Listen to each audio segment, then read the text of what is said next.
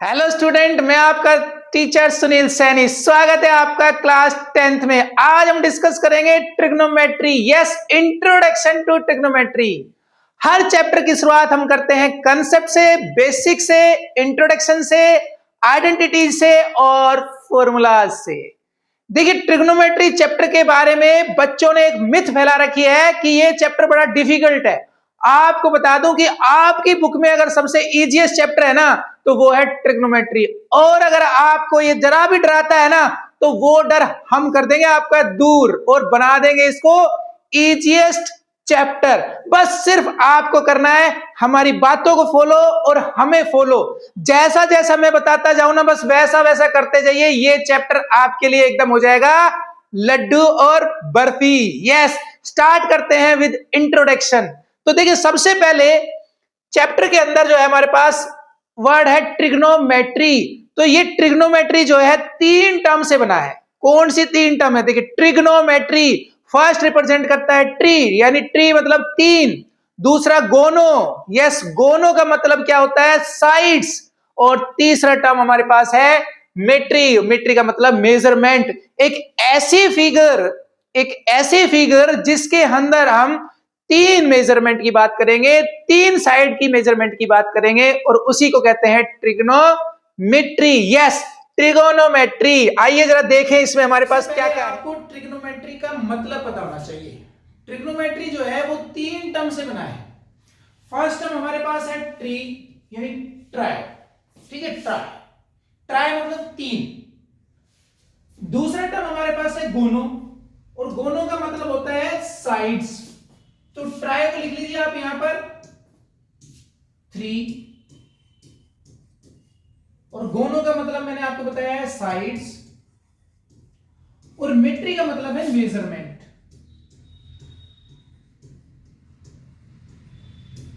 यानी एक ऐसी फिगर जिसकी तीन साइड होंगी और उसके मेजरमेंट के बारे में आप बात करेंगे, and that is known as trigonometry. कुछ लोग ट्रिग्नोमेट्री कहते हैं, कुछ लोग ट्राइगोनोमेट्री कह देते हैं। उससे कोई फर्क नहीं पड़ता, आपको कंफ्यूज नहीं होना है। क्लियर?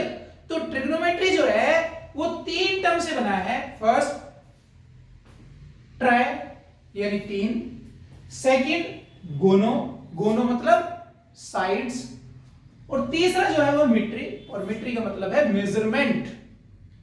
तीन साइड की मेजरमेंट को ही ट्रिग्नोमेट्री बोला गया है। क्लियर है? इसका मतलब है कहीं ना कहीं आपको दो साइड दी गई, तीसरी साइड पूछ लेंगे। समझ रहे हैं आप? तो ट्रिग्नोमेट्री आपको हो गया क्लियर।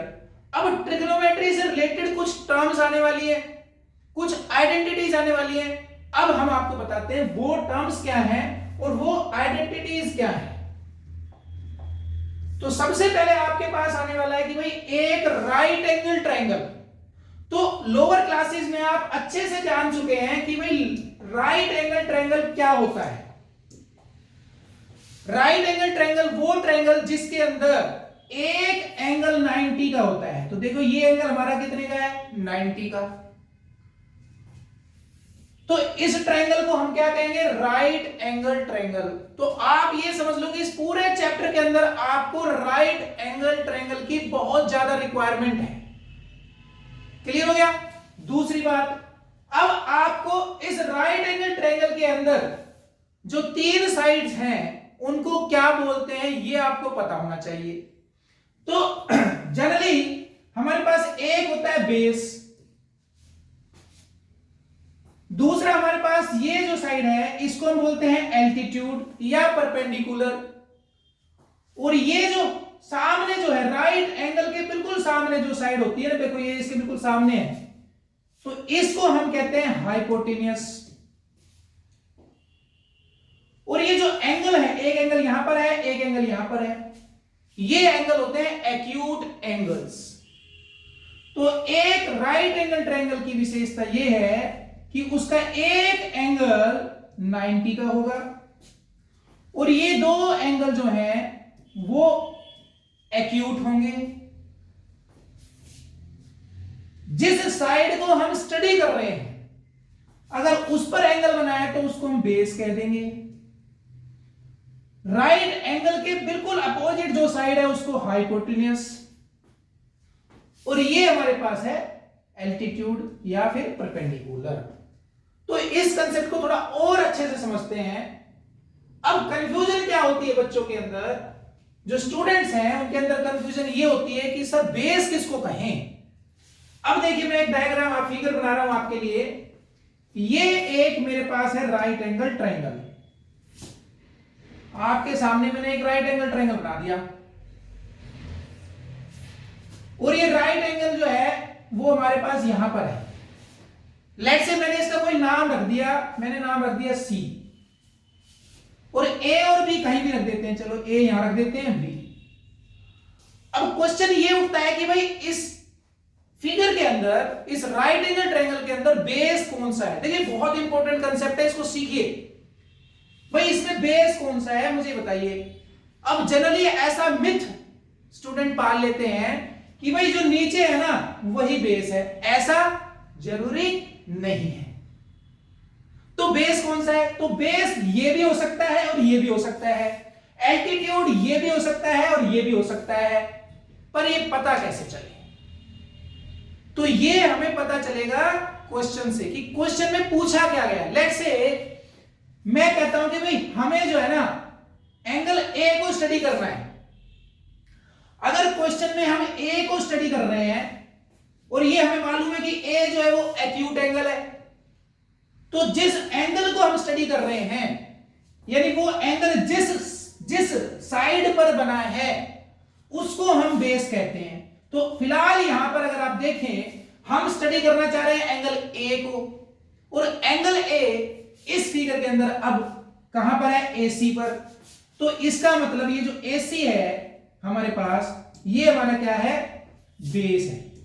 क्या है, बेस। और बीसी क्या है हमारा, परपेंडिकुलर है। बेस के ऊपर जो लाइन खड़ी होती है ना उसको हम कहते हैं एल्टीट्यूड या फिर परपेंडिकुलर। क्लियर है।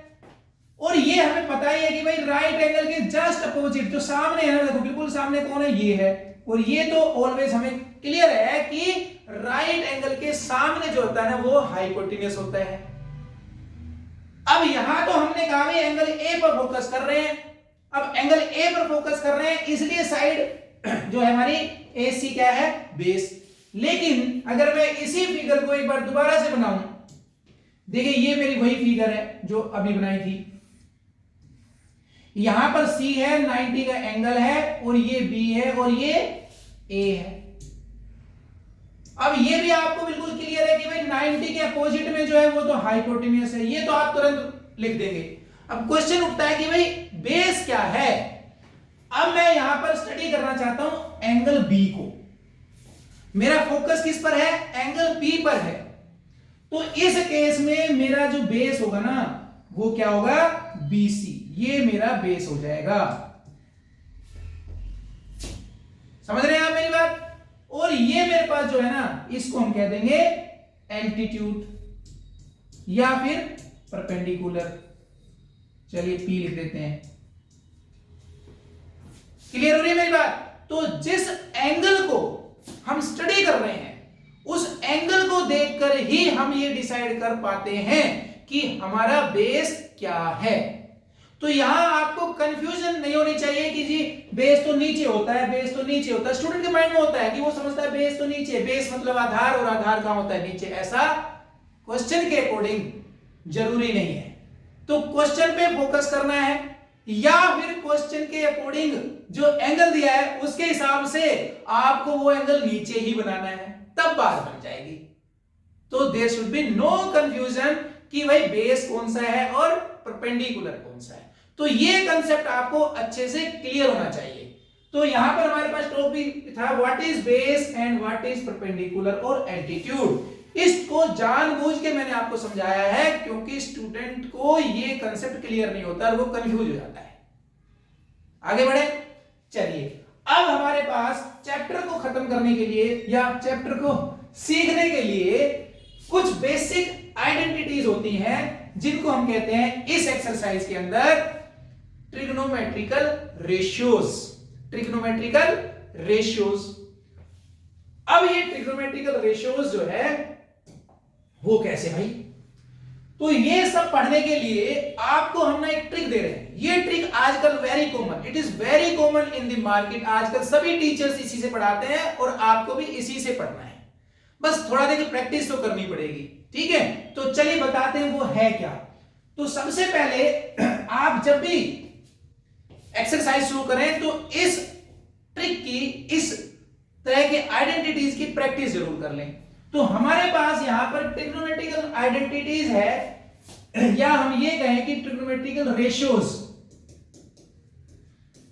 तो ट्रिग्नोमेट्रिकल रेशियोज जो है वो हम जानते हैं वो होते क्या है। तो कुल मिलाकर के हमारे पास ट्रिग्नोमेट्रिकल रेशियोज जो है वो होते हैं हमारे पास साइन, कोस, टेन, कोसिकेंट, सीकेंट और कोट। ये ट्रिग्नोमेट्रिकल रेशियोज आपकी लाइफ में एकदम नए हैं और जिन भी स्टूडेंट्स ने लाइफ में मैथ्स को पढ़ना है उनके लिए बहुत इंपॉर्टेंट है, बहुत इंपॉर्टेंट है। तो इनको स्टार्टिंग से समझिए। अब ये आपकी लाइफ में इंट्रोड्यूस किए जा रहे हैं, इसीलिए चैप्टर का नाम रख दिया गया इंट्रोडक्शन टू ट्रिग्नोमेट्रिकल रेशियो या फिर इंट्रोडक्शन टू ट्रिग्नोमेट्री। तो रेशियोज इंट्रोड्यूस किए जा रहे हैं। आपको कुल मिलाकर के 6 रेशियोज याद करने हैं। एक होता है साइन, कोस, टेन, कोसिकेंट, सीकेंट और कोट। अब क्वेश्चन ये उठता है सर इनको रेशियोज क्यों कह रहे हैं? भाई ट्रिग्नोमेट्री के अंदर तो हम 3 साइड की मेजरमेंट स्टडी करेंगे, तो ये रेशियो वर्ड कहां से आ रहा है अभी बता देते हैं। पहले आप ट्रिक को समझिए। तो ट्रिक हमारे पास क्या है याद कर लें।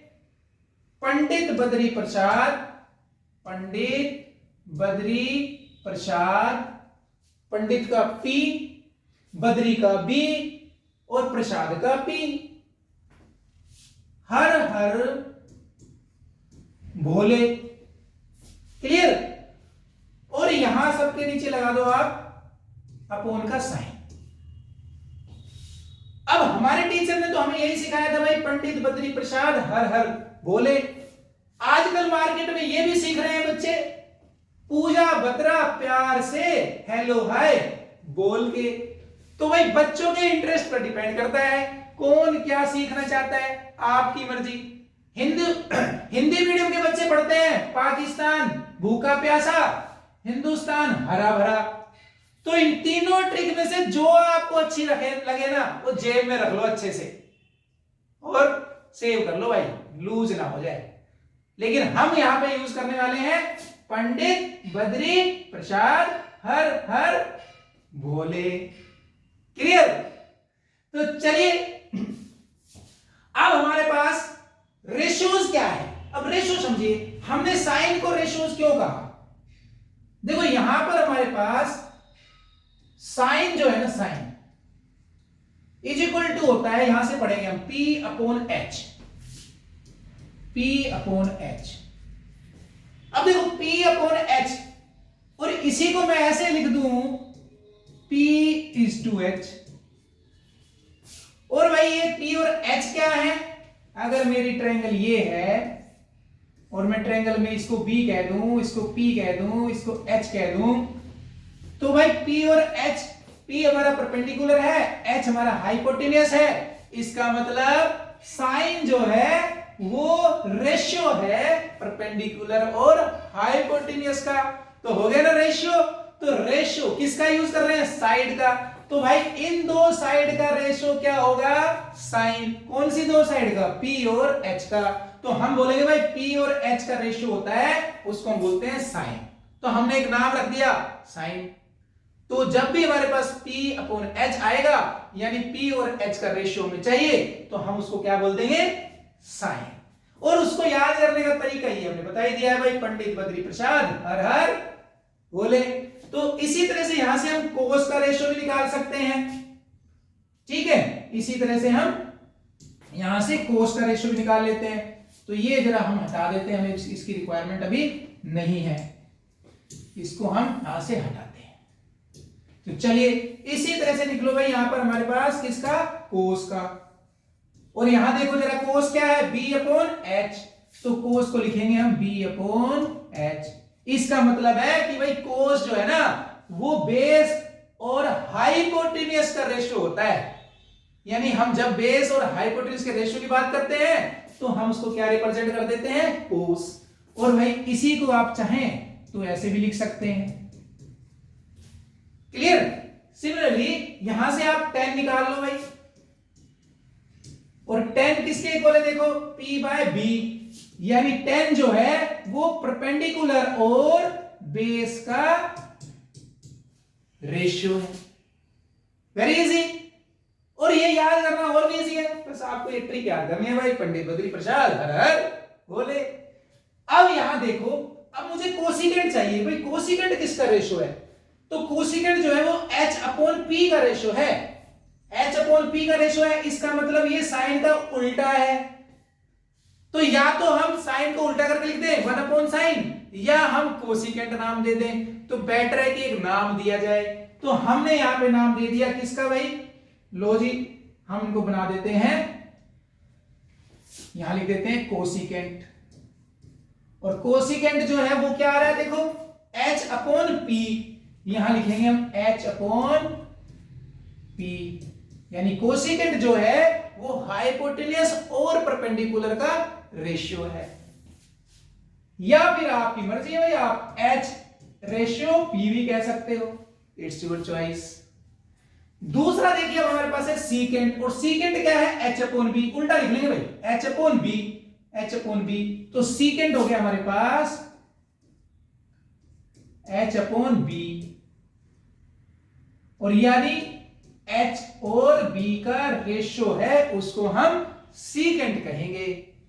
एक और देखिए, ये है कोट, कोट जो है वो b अपॉन p, तो कोट किसका रेशियो हो गया भाई हमारे पास, कोट हो गया हमारे पास b और p का रेशियो, यानी b/p।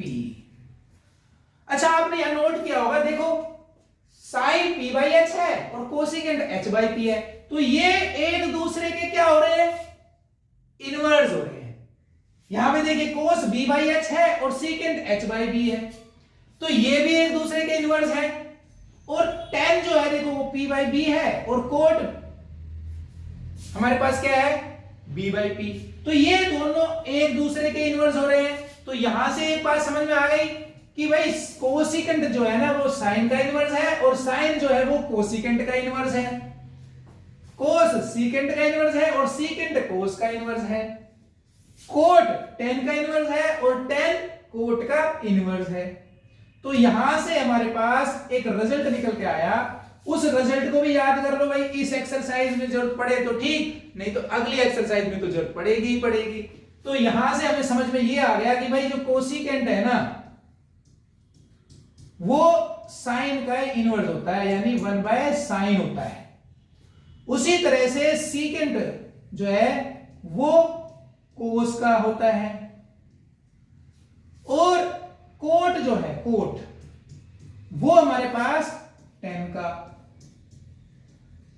बस इस एक्सरसाइज में आपको इतनी ही आइडेंटिटीज की जरूरत है, और एक बार आप इन आइडेंटिटीज को अच्छे से लर्न कर लो घर बैठ के, फिर देखिए आपको ये एक्सरसाइज कितनी अच्छी लगेगी। आपका जो डर है ना वो इसलिए होता है क्योंकि आप कंसेप्ट सीखना ही नहीं चाहते, आप सोचते हो सीधा क्वेश्चन आ जाए बस। क्वेश्चन ऐसे नहीं आता है, क्वेश्चन के लिए कंसेप्ट सीखना पड़ता है।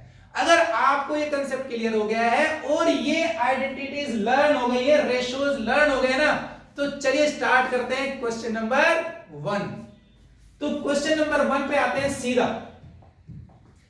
तो हमारे पास क्वेश्चन नंबर 1 कहता है in triangle ABC right angle at B. आपके पास एक राइट एंगल ट्राइंगल है भाई, तो आप कोई भी एक राइट एंगल ट्राइंगल बना लो। लो जी हमने बना लिया एक राइट एंगल ट्राइंगल, और ये राइट एंगल है। अभी हमें ये नहीं पता कि भाई ये एंगल का नाम क्या है, ए बी सी कुछ नहीं पता, यहां लिखा है उसके हिसाब से कहता है राइट एंगल एट बी, यानी ये जो 90 का एंगल है ना जी, इसका नाम रख दो आप बी।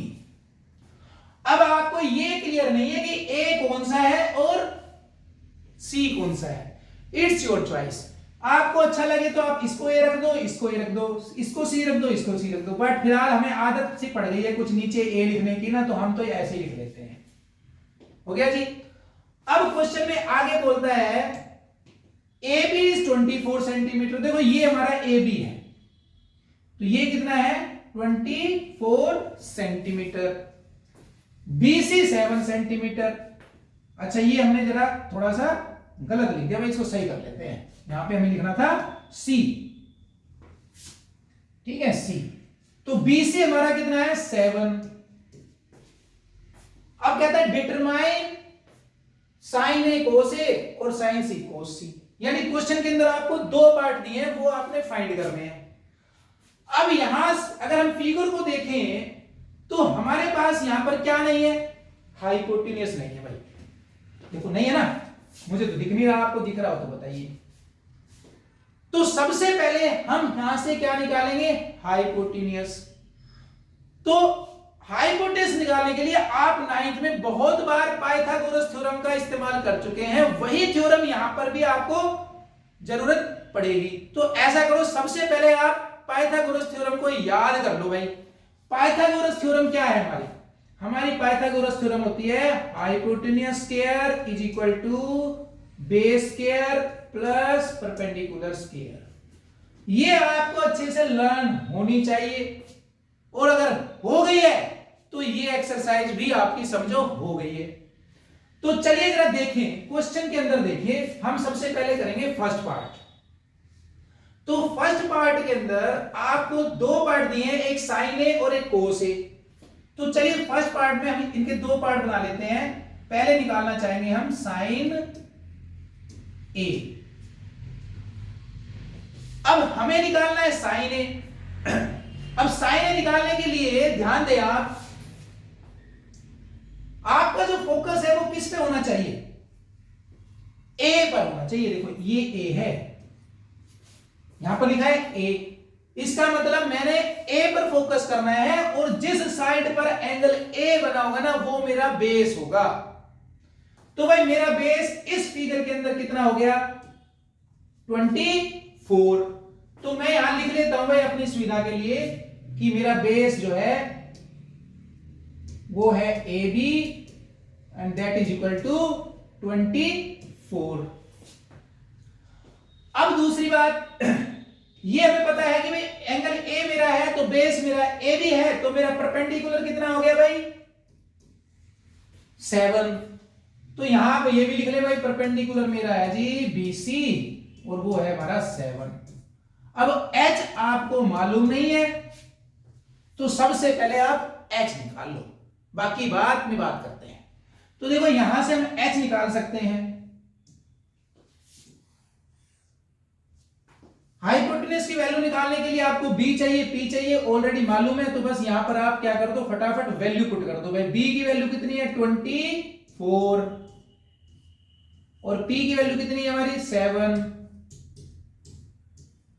और आपको बता दें भाई 24 का स्क्वायर होता है 576। ये ट्रिक है और वो मैं आपको ऑलरेडी किसी क्लास में सिखा चुका हूं, तो उसके लिए आपको वो लेक्चर, वो क्लास, वो वीडियो देखना होगा। उसको देखिए और लर्न कर लीजिए भाई किस तरह से जल्दी से हम विदिन 10 सेकंड किसी भी 2 डिजिट का स्क्वायर निकाल सकते हैं। तो फिलहाल मुझे याद है, मैं लिख रहा हूं 24 का स्क्वायर होता है 576 प्लस 7 का स्क्वायर होता है 49, और ये आ गया जी हमारे पास h स्क्वायर। ये टोटल हो जाता है जी 625 h स्क्वायर। और यहां से हम इसका रूट निकाल दें अगर 625 का, तो ये आ जाएगा 25। क्लियर हो गया? तो ये हमें पता चल गया कि भाई हमारी जो वैल्यू आई है ना h की, वो आई 25। अब क्वेश्चन की तरफ चलते हैं। तो साइन ए निकालना है, तो साइन एक रेशियो है। किसका रेशियो है वो आपको याद होगा, पंडित बद्री प्रसाद हरर भोले से। तो भाई मुझे याद है, मैं लिख देता हूं, साइन ए होता है P/H। और क्वेश्चन के हिसाब से आप P देखिए कितना है आपका BC, और H क्या है आपका AC। और यहां पर आपके पास वैल्यू कितनी है भाई BC की, यानी BC मतलब परपेंडिकुलर की कितनी है 7 और हाइपोटेन्यूज की हम निकाल चुके हैं 25। तो साइन A एक रेशो था जो कि हमने निकाल लिया है, कितना आया 7/25। इसी तरह से आपको निकालना है कोस A। तो चलिए हम निकालते हैं कोस A। ये हो गया हमारे पास फर्स्ट का बी पार्ट। देखो जी, अब आओ जरा देखो कोस A। कोस A, तो कोस का आपको फॉर्मूला आना चाहिए। ध्यान दीजिए A है और A हम बता चुके हैं यहां पर है, तो बेस हमारा ये है, यानी सब कुछ ठीक है, बेस ठीक है, परपेंडिकुलर ठीक है, हाइपोटेन्यूज ठीक है। तो कोस का फॉर्मूला आपको आता है, क्या होता है उसी ट्रिक से देख लीजिए फटाफट, क्या होता है भाई B/H। तो ये हो गया B बेस और ये हो गया H हाइपोटेन्यूज। फिगर में देखो बेस कितना है AB, यहां लिख दो AB, और हाइपोटेन्यूज कितना है भाई हमारा AC, तो यहां लिख दीजिए आप AC। और यहां से फटाफट आप AB की वैल्यू देखो कितनी है भाई 24 है। AB की वैल्यू कितनी है हमारी 24 और AC की वैल्यू हमने निकाली थी, कितनी थी 25। तो cos A की वैल्यू कितनी आ गई 24/25। तो क्वेश्चन 1 का फर्स्ट पार्ट में साइन A आ गया हमारा 7/25 और भाई cos A आ गया हमारा 24/25। नोट कर लो फटाफट, क्वेश्चन 1 का फर्स्ट पार्ट आपका हो गया कंप्लीट। तो अब बताते हैं आपको क्वेश्चन 1 का सेकंड पार्ट। तो देखो सेकंड पार्ट में आपसे क्या पूछ रहा है, सेकंड पार्ट में आपसे पूछ रहा है साइन C और कोस C। तो चलिए स्टार्ट करें, चलिए स्टार्ट करते हैं सेकंड पार्ट। तो यहां लिख लेते हैं जी सेकंड पार्ट का फर्स्ट पार्ट करते हैं। तो कोसाइन C लिखो भैया। अब ये बताओ साइन C बोल रहा है यहां, तो इस केस में आपका बेस क्या होगा, देखो C तो यहां है ना, तो बेस क्या होगा आपका BC होगा, लेकिन हमने तो यहां पे लिखा हुआ है ये 7 = P, तो यहां आपसे हो जाएगी मिस्टेक। तो इसलिए या तो आप दोबारा से फिगर बना लें या फिर आप यहां पर इनको चेंज कर दें। तो बेटर क्या है, हम इसी फिगर को यूज कर लेते हैं बस, और ज्यादा पंगे नहीं लेते हैं। तो चेंज क्या करें भाई, चेंज सिर्फ ये करना है कि जहां पर हमारे पास P लिखा था ना, क्योंकि अब मेरा बेस क्या बन गया BC, तो BC बेस है तो एक ट्रायंगल बना लेते हैं ऐसे। देखो भाई ये मेरे पास हो गई B और ये हो गई C और ये ट्रायंगल, ठीक है। अब मेरे पास देखिए ध्यान से, ये C है, इसकी मैं स्टडी करना चाह रहा हूं। किसकी स्टडी करना चाह रहा हूं, C की। तो मेरा बेस नीचे आ गया है। अब मेरे पास BC कितना है, देखो मेरा BC कितना 7, तो मैं बोलूंगा यहां पर भाई मेरा B जो है ना वो है 7। उसी तरह से मेरा परपेंडिकुलर कितना हो जाएगा, अब ये वाली लाइन AB तो 24 है, तो ये मेरा परपेंडिकुलर हो गया 24। हाइपोटेन्यूज आप फिर से निकालना चाहे निकाल सकते हैं, अदरवाइज सेम वही बनेगा। हाइपोटेन्यूज = आपको थ्योरम आती है ना, क्योंकि उससे खास फर्क नहीं पड़ रहा। तो यहां पर हमारे पास हाइपोटेन्यूज कितना आ रहा है 25, तो आप इसी को यूज कर लें, या फिर आपका मन कर रहा है तो आप फिर से निकाल लें। दूसरा ऑप्शन ये भी था कि भाई यहां आप 7 की जगह आप लिख देते कितना बेस, और 24 जो है इसकी जगह आप लिख देते परपेंडिकुलर, बट ये थोड़ा कंफ्यूजिंग हो रहा है ना। तो बेटर है हम एक नई फिगर बना लें जहां पर बेस एल्टीट्यूड लेना है और बेस लेना है। एंगल B 90 होगा और बेस आपका BC बनेगा, क्योंकि हमारा फोकस एंगल C पर है। तो चलिए जब स्टार्ट करते हैं, हमें वैल्यू निकालनी है साइन C की। भाई साइन C किसके इक्वल होता है, साइन C होता है जी P/H। ये उस रेशियो से जरा देख लेना भाई साइन क्या था, ठीक है P/H। अब इस फिगर में देखिए P कितना है हमारा AB है, और बेस कितना है भाई, सॉरी हाइपोटेन्यूज कितना है AC है। और अब यहां आप देखो जरा वैल्यू कितनी है हमारे पास, AB की वैल्यू कितनी है भाई 24, यानी हमारा परपेंडिकुलर कितना है 24 और हमारा हाइपोटेन्यूज कितना है 25। तो यहां से आपके पास साइन C की वैल्यू आ गई 24/25। लो जी, समझ में आ रहा है ना। बस सिर्फ डिफरेंस है एंगल का, कि वो एंगल C पूछ रहा है इस बार आपसे, साइन C पूछ रहा है, साइन C का रेशो पूछ रहा है, ना कि आपसे A का पूछ रहा है। जबकि पिछले क्वेश्चन में आपसे A का पूछा था। तो हमें बेस का ध्यान रखना है। अब आपको निकालना है इसका सेकंड, साइन C तो निकाल दिया भाई, अब हमें बताना है कोस C। तो देखो कोस C का फॉर्मूला आपको याद हो चुका है। अब क्या होता है B/H, और B हमारा इस फिगर में कितना है भाई BC, और हाइपोटेन्यूज कितना है हमारा AC, और हमारे B यानी बेस की वैल्यू कितनी है भाई 7 है, तो फटाफट 7 रख दो भाई, और AC हाइपोटेन्यूज कितना है 25। तो यहां से आपके पास cos C की वैल्यू आ गई 7/। तो क्वेश्चन नंबर 1 का सेकंड पार्ट भी यहां पर हो जाता है कंप्लीट। बस ध्यान रखना है तो वो कि भाई हमसे कौन सा एंगल की बात की जा रही है, एंगल A की बात की जा रही है या एंगल C की बात की जा रही है, और उसी के अकॉर्डिंग आपने बेस और परपेंडिकुलर लेने हैं। तो चलिए अब देखते हैं क्वेश्चन नंबर 2।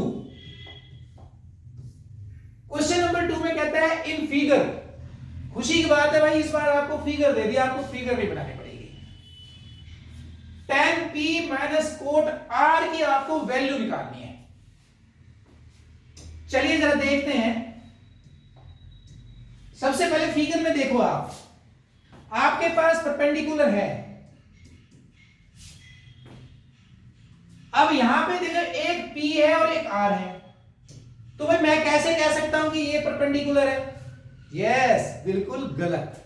तो हम नहीं बता सकते कि हमारे पास यहां पर जो है P कौन सा है और B कौन सा है। वो हमारी रिक्वायरमेंट पर डिपेंड करेगा भाई। अगर हम P को देख रहे हैं तो बेस कुछ और होगा, R को देख रहे हैं तो बेस कुछ और होगा। समझ में आया? तो चलिए सबसे पहले हम P को फोकस करेंगे। किसको फोकस करेंगे? P को। तो ऐसा करते हैं हम, फ्रॉम फिगर हम tan P की वैल्यू निकालते हैं। पहले यहां पर हम tan P की वैल्यू निकालते हैं। अब tan P के हिसाब से हमारा P तो यहां पर है ना, P कहां पर है देखो, ये मेरा P है, और जब मेरा P यहां है इसका मतलब मेरा बेस, ये मेरा क्या हो जाएगा बेस बन गया ना। आप चाहें तो यहां पर फिर से एक फिगर बना लो अपनी तसल्ली के लिए। ये P और ये Q, ये R, यही था ना। अगर इसको थोड़ा ऐसे घुमा देते हैं, देखो अब लो जी, ये घुमा दिया हमने ऐसे तो मेरे पास देखो, ध्यान से देखो, ये चेंज करते हैं थोड़ा सा इसको।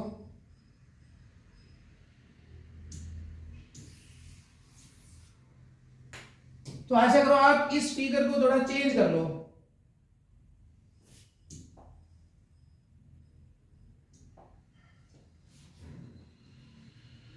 तो चलिए आप देखते हैं क्वेश्चन नंबर 2। क्वेश्चन नंबर 2 में कहता है भाई in figure find tan P minus cot R। आपको यहां पर एक फिगर गिवन है और इस फिगर के बेस पे आपको जो है tan P और कोट R की वैल्यू निकाल करके उनको करना है माइनस। तो सबसे पहले हम फोकस कर लेते हैं tan P पर। यहां देखो, यहां एंगल P है और यहां एंगल R है। तो इस फिगर को ध्यान से यूज करना है आपने। ये ध्यान देना है कि भाई इसका बेस क्या है, क्योंकि यहां एंगल P है तो हमारा बेस डिफरेंट होगा, और Q एंगल R है तो हमारा बेस डिफरेंट होगा।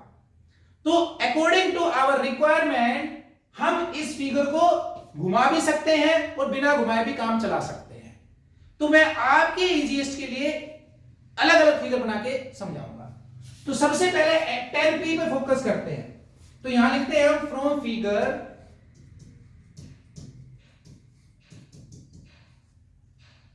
आइए जरा फिगर देखें।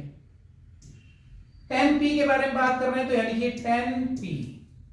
अब देखो हमारा फोकस p पर है, p यानी जहां पर p होगा, जिस लाइन पर p होगा, जिस साइड पर p होगा वो हमारा बेस। तो ये साइड देखो यहां है p, ये एंगल है जी p, तो ये साइड है जिसके ऊपर एंगल p है, तो ये जो साइड है वो हमारा क्या बन जाएगी, बेस बन जाएगी। और 90 के एंगल के अपोजिट जो भी होती है वो तो हाइपोटेन्यूस होती है, तो इसको तो कुछ कहना ही नहीं है। और अब ये बेस है तो ये क्या बनने वाला है, P। तो या तो आप इसी को अच्छे से समझ पा रहे हो तो इसी को समझ लो, या फिर ऐसा करो इस फिगर को जो है थोड़ा सा चेंज कर लो भाई अपने अकॉर्डिंगली। ये लो जी हमने चेंज कर दिया ऐसे, क्योंकि आप 90 को तो चेंज नहीं कर सकते, ये तो रखो Q, P को हमने बना दिया यहां और ये हो गया R।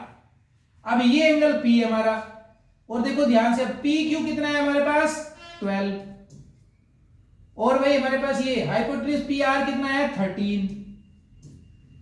अब आपके पास ये जो एल्टीट्यूड है ना, ये मालूम नहीं है आपको, ये वाला देखो ध्यान से, एंगल P को फोकस कर रहे हैं तो ये तो हो गया जी हमारा बेस, हो गया ना बेस। लेकिन एल्टीट्यूड कितना है ये कैसे पता चले, इसको पता करने के लिए ये तो पता है कि QR है, पता है ना भाई, ये बेस है तो ये QR है, तो हमें सिर्फ इसकी वैल्यू निकालनी है, और वैल्यू निकालने के लिए आपको आती है पाइथागोरस थ्योरम। तो आइए जरा अप्लाई करते हैं पाइथागोरस थ्योरम। तो आप यहां पे लिख लो भाई, हमारा परपेंडिकुलर कितना है यानी QR, हमारा बेस कितना है, बेस हमारा PQ कितना है भाई, टोटल वैल्यू 12 है, और हमारा हाइपोटेन्यूस कितना है PR, और उसकी वैल्यू कितनी है 13, और hypotenuse is equal to b square plus p square होता है अकॉर्डिंग टू पाइथागोरस थ्योरम। अब यहां हमारा h देख लो कितना है भाई 13 है, यहां लिख दो 13, बेस कितना है हमारा 12, और परपेंडिकुलर आपको मालूम नहीं है तो आप कुछ भी नाम रख सकते हो इसका, चलो y रख लेते हैं थोड़ी देर के लिए y, ये हो गया y स्क्वायर। क्योंकि मुझे y स्क्वायर निकालना है तो पहले बना लो फटाफट इनके स्क्वायर, 169 हो गया जी, ये हो गया 144, और ये हो गया y स्क्वायर। यहां से y स्क्वायर रख लो एक तरफ और ये ले आओ इस तरफ, 169 माइनस 144 इज इक्वल टू हो गया y स्क्वायर। और दिस इंप्लाइज, यहां लिख लेते हैं थोड़ा सा, ये 169 माइनस 144 होता है 25 is equal to Y square. और भाई हमें तो y चाहिए ना, तो ये स्क्वायर इधर आएगा तो रूट बन जाएगा, और ये हो गया 25। तो यहां से y is equal to root 25 की वैल्यू 5। तो हमें पता चल गया भाई y हमारा कितना है 5 है, यानी परपेंडिकुलर हमारा आ गया 5। अब चलते हैं क्वेश्चन की तरफ। क्वेश्चन में आपसे बोल रहा है भाई 10p बताओ, पहले तो यहां पे हमें 10p निकालना है, फिर कोट r निकालना है। तो 10p की वैल्यू देखो कितनी है, 10p का मतलब है हमारे पास 10 का फॉर्मूला होता है, यस 10 का फॉर्मूला नहीं, 10 is a ratio, yes 10 is a ratio of perpendicular and base, right, उस ट्रिक से देखना है। तो ये हो गया जी हमारा परपेंडिकुलर अपॉन बेस। तो इस डायग्राम में हमारा परपेंडिकुलर कितना है देखो QR है, और बेस कितना है हमारा, यस PQ है। तो QR की वैल्यू कितनी है भाई, QR की वैल्यू हमने निकाली, अभी अभी मेहनत करी है, 5 आया है, और PQ की वैल्यू गिवन थी 12। तो यहां से आपके पास 10p इज इक्वल टू आ गया 5/12। एक नंबर डाल लेते हैं। अब बोल रहा है कि भाई कोट R भी चाहिए। अब आपको कोट R चाहिए तो आपका फिगर के अकॉर्डिंग, यहां देखो R है तो फिगर के अकॉर्डिंग बेस चेंज होने वाला है। हमारा फोकस आर पे है, यानी बेस पर होना चाहिए, बेस पर एंगल आर होना चाहिए। अब इसको देखो आप, इसी फिगर से बात बन जाएगी। देखो ये हमारे पास एंगल आर है ना, यहां है, इसका मतलब मेरा बेस हो गया चेंज। भाई बेस को कर लें चेंज फटाफट, यहां पे इनको हटा देते हैं, ये हमें परेशान कर सकते हैं। तो एज पर दिस फिगर देखो फोकस करना है आर पे, तो आर तो इस यहां है, यहां, इसका मतलब मेरा बेस ये है, यानी मैं इसको बेस कह सकता हूं। और मेरा हाइपोटेन्यूज तो हमें पता ही है भाई 90 के अपोजिट होता है, तो ये तो हाइपोटेन्यूज ही रहेगा। तो ये जो बच गया ये क्या है, परपेंडिकुलर। तो इस बार आपके P की और B की वैल्यू जो है वो चेंज हो रही है, और हम यहां ऑलरेडी निकाल चुके हैं, इसको देख करके हम ऑलरेडी निकाल चुके हैं। भाई हमारा y क्या था इस फिगर में, RQ था ना, तो हम RQ निकाल चुके हैं। RQ कितना, 5।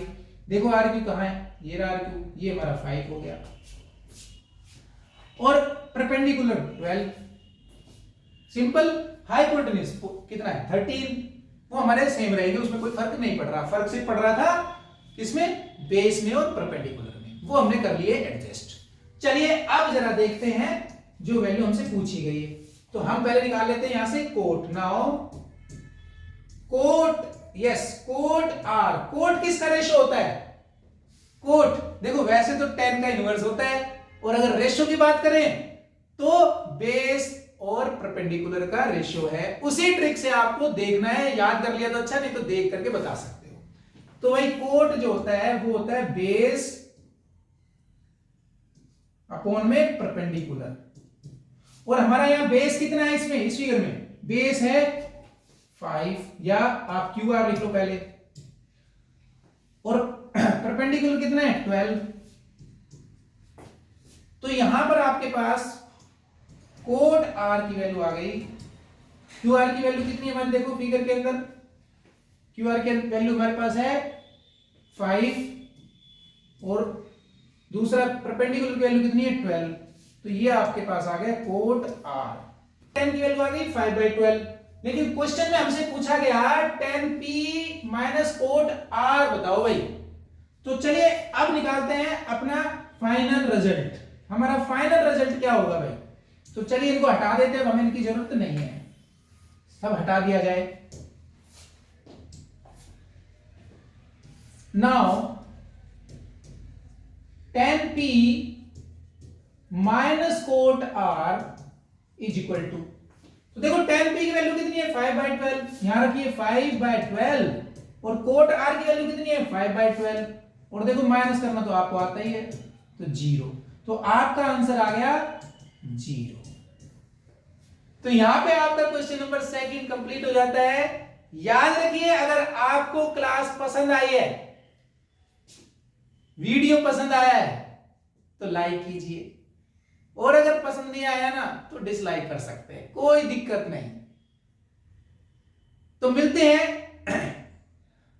याद रखिए अगर आपको वीडियो या नोटिफिकेशन किसी भी तरह का वीडियो चाहिए, टाइम पर चाहिए, तो उस वीडियो को सब्सक्राइब कर दें, और अगर सब्सक्राइब कर दिया है तो इसको शेयर करें ताकि आपके फ्रेंड भी इस क्लास का फायदा उठा सके।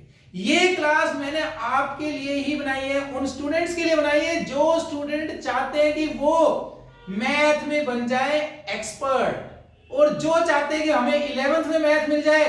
तो ये मेरी गारंटी है कि आपको जो मैं सिखाऊंगा बस उसको सीखते रहिए, 11th में मैथ भी मिलेगा और आप जेईई में एडमिशन भी लेंगे। तो चलिए अगली क्लास में मिलते हैं, same time same place same channel.